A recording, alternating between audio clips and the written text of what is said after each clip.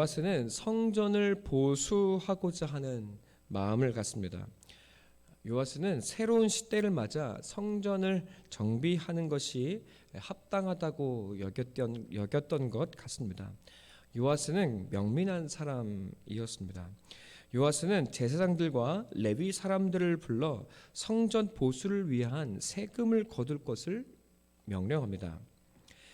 그런데 당연히 재빠르게 움직여야 하는 레위인들이 미적입니다.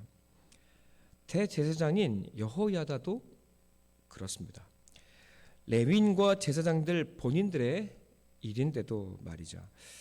요아스는 재촉합니다. 곧장 명령을 내려 성전 보수를 지시합니다. 오늘의 본문은 이 일이 아주 성공적으로 끝났다고 말합니다. 13절에서는 성전이 본래의 설계대로 견고하게 세워졌다고 기록합니다. 이전의 영광을 회복하고 있는 것입니다. 아달랴와 아하시야가 강도질했던 성전의 성물과 기물들도 새롭게 마련합니다. 이제 유다는 회복과 영광이 펼쳐질 것 같은 부푼 기대를 안게 합니다. 이래로 하나님을 섬겼을 때마다 이스라엘은 회복이 되고 그 영광 가운데 다시금 세워졌기 때문입니다.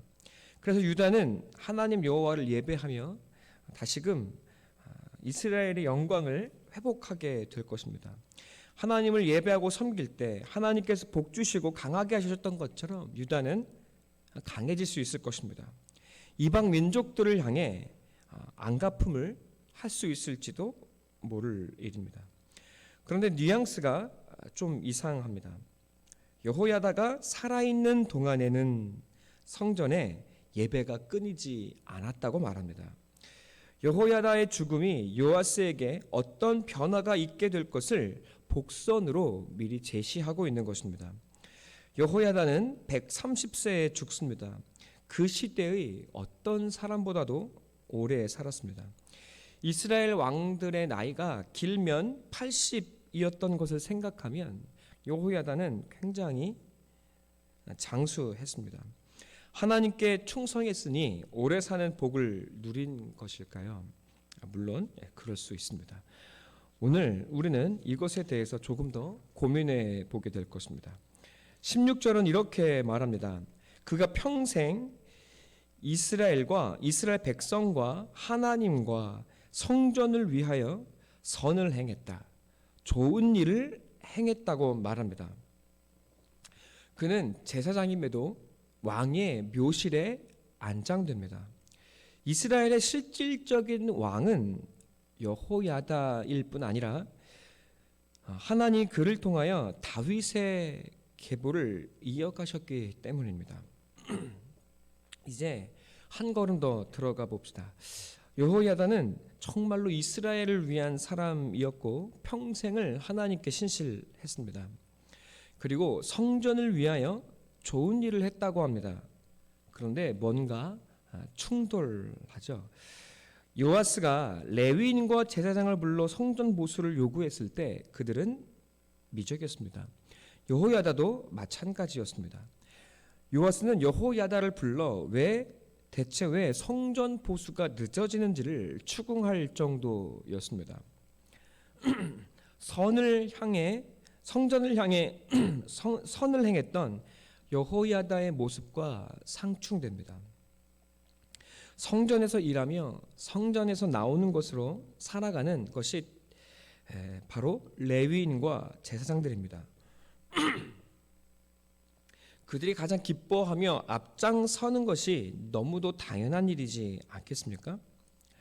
이스라엘 백성들이야 세금을 거두니 어쩌면 그들이 주저할 수 있는 일일 것입니다.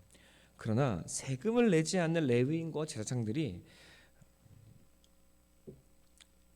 성전 보수에 대하여 미적했던 것은 어떤 이유가 있었음을 알게 됩니다.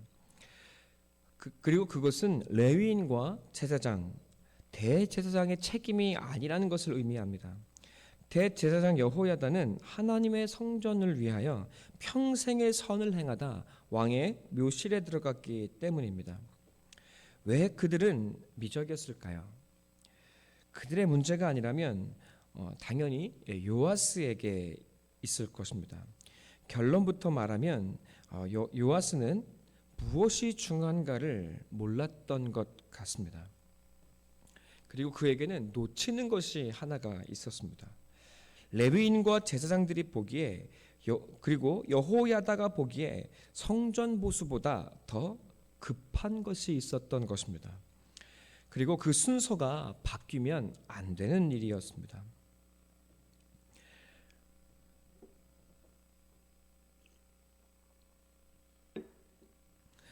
아브라함은 하나님의 말씀을 듣고 새로운 인생의 길을 떠났습니다. 그는 가나안에 도착합니다. 조카 롯을 떠나보내자 하나님의 자손에 대한 약속이 주어지게 되고 하나님은 그 자리에서 아브라함과 언약을 맺습니다. 서로가 서로에게 묶이는 계약입니다. 아브라함은 하나님을 나의 주님으로 고백하고 또 하나님의 백성으로 자신을 올려드려야 합니다. 하나님은 아브라함의 주님이요 아브라함을 지키실 것을 그리고 그 약속에 대해 신실하실 것을 계약합니다. 이것은 하나님과 아브라함의 결혼식이었던 것입니다. 하나님은 아브라함에게 약속의 아들을 주셨습니다. 그 후손들은 당연히 모두 하나님의 것일 겁니다. 하나님은 죽지 않으시니 하나님께 이 언약은 영원한 것입니다. 그러나 하나님께 이 언약은 자동이지만 후손들은 그렇지 않습니다. 그들은 하나님의 계약 안에서 태어나지만 그러나 내가 한 계약은 아닙니다. 그렇기에 이삭은 르호봇에서 하나님과 자신과의 언약을 갱신합니다. 야곱도 마찬가지입니다. 조상의 하나님을 자동으로 인수인계 받는 것이 아닙니다.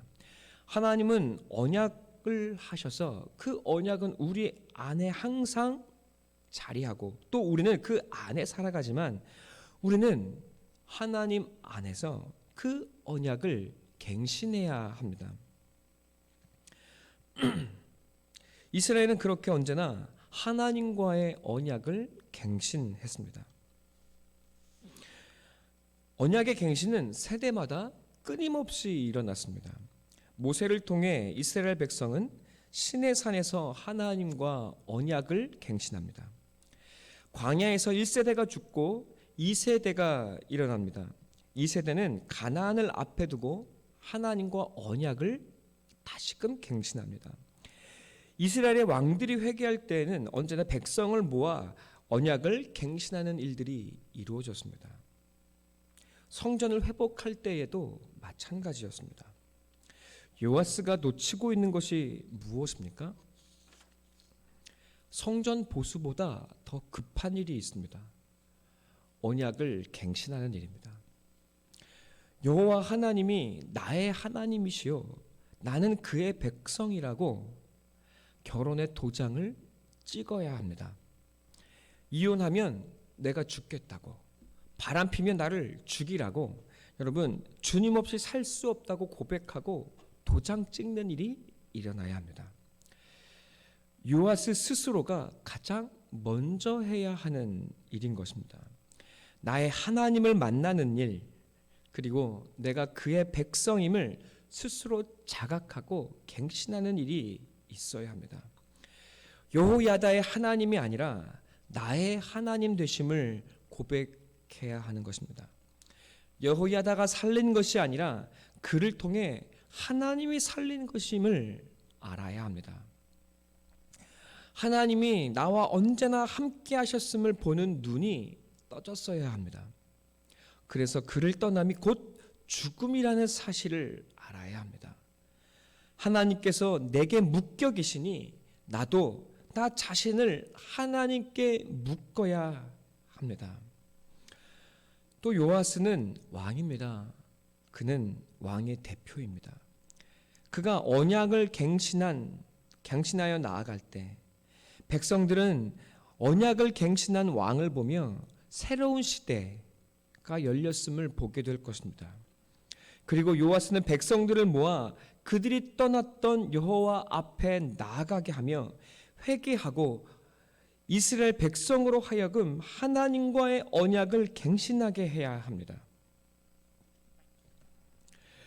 바알을 섬겼던 모두가 하나님 앞에 죽고 하나님의 백성으로 거듭나야 합니다. 그러나 이 언약의 갱신의 과정이 없습니다. 언약의 갱신이 없이 하나님의 성전이 보수되었습니다. 그리고 예배가 시작되었습니다. 그러나 회개가 없었고 거듭남이 없습니다. 그들의 신앙은 그들이 이제까지 행해왔던 우상과 뒤섞여 버리게 됩니다.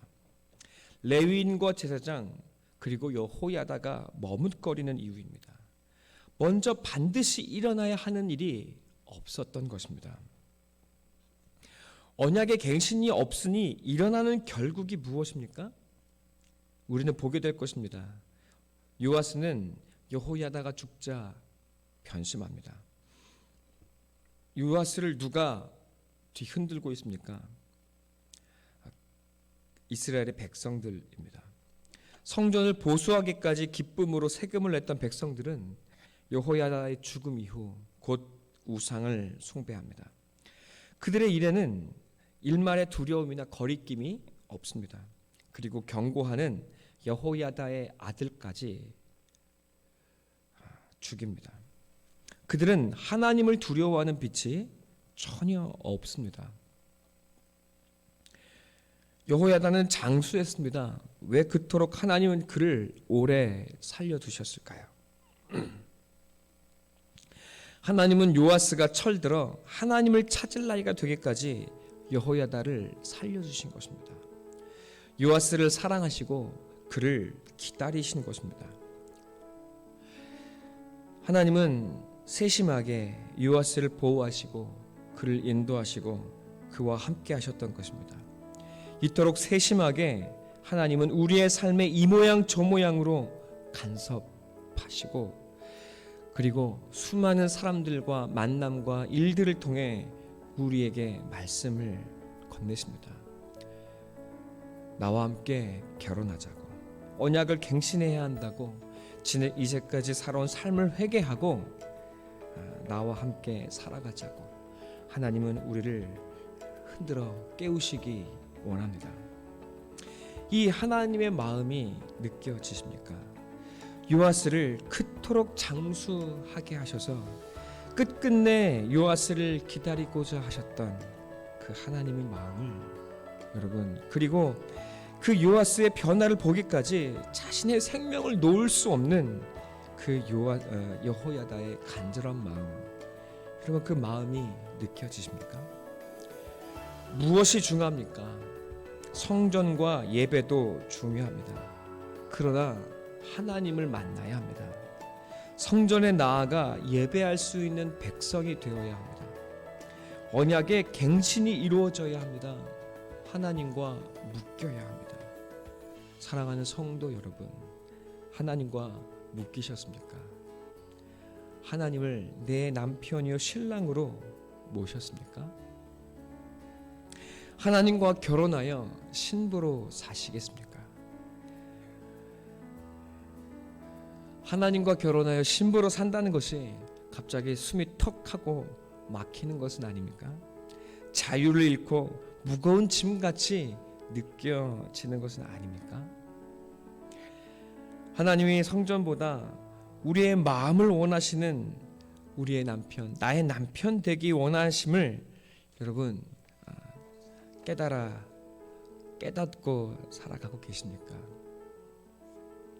내가 새벽 제단을 지키기 때문에 복을 얻는 것이 아니라 내가 하나님의 신부여서 그에게, 그 남편에게 충성하기에 여러분 우리는 복을 누리고 있는 것인 줄로 믿습니다.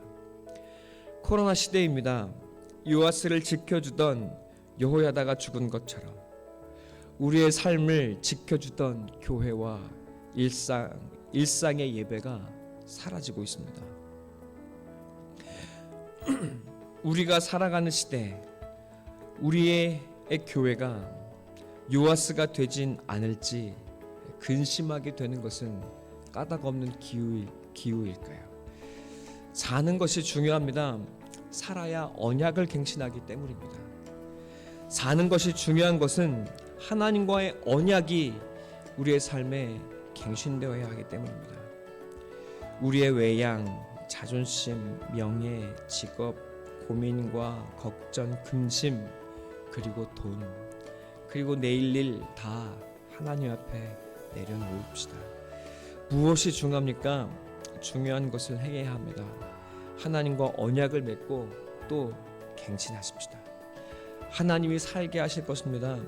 하나님이 내 남편이 되시고 내 주님이 되시는 것보다 더 중요하고 더 행복한 일이 어디에 있겠습니까? 여러분, 오늘 우리의 삶이 하나님과의 언약이 갱신되는 오늘 하루가 되기를 간절히 소망하고 기도합니다. 함께 기도하겠습니다.